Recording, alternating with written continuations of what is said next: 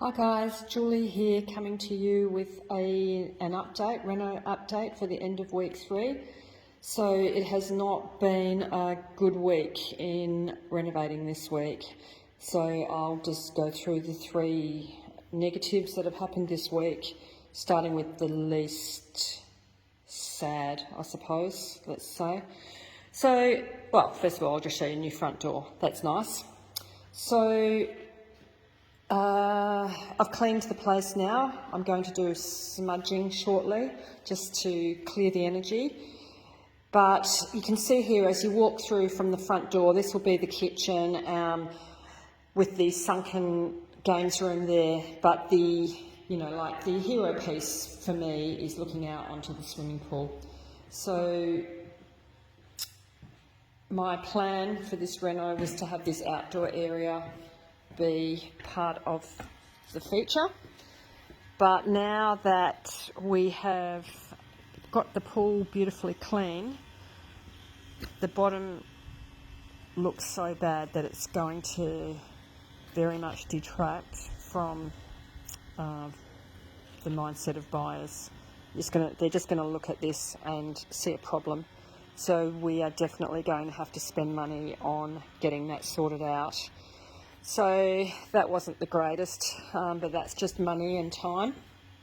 Then next, I had my plastering ceiling fixer guy booked in this week for to put in the cornices in the areas that have been removed and fix up the ceiling cracks and sagging and what have you, fixing up a few big holes. Unfortunately, Tuesday morning he called me to say that he'd fallen off a scaffold the day before and had a broken leg and was going to be out of action for 3 months. So back to square one, trying to find a new plasterer, ceiling fixer. I have found someone. He won't be available for a couple of weeks though, so that's put the job back, which was going to be an issue then for the painter to start on Monday. So I had the painter booked in Monday, and unfortunately last night I received a message from his daughter, and it just absolutely breaks my heart to say this and have to talk about this on a renovation video, but unfortunately our painter's son got killed on Thursday night and my painter won't be coming, as you can understand. So it's just really put a shock for us.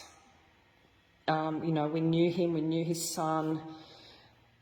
It's just really horrible, heartbreaking news. So the painting is also on hold until we find a new painter, and just send our existing painter all the love and strength and support in the world. So that's just a short update from me. I just thought I'd come in, clean the place anyway that I was going to do today, ready for the painter on Monday, and I'm just going to do some smudging and just clear the energy because it's been a heavy week. And hopefully by the end of next week I won't be coming to you because I'm having a little holiday in Melbourne. So you might see some photos of Melbourne coming through on Facebook, but I'll see you in a couple of weeks. Thanks for listening, guys.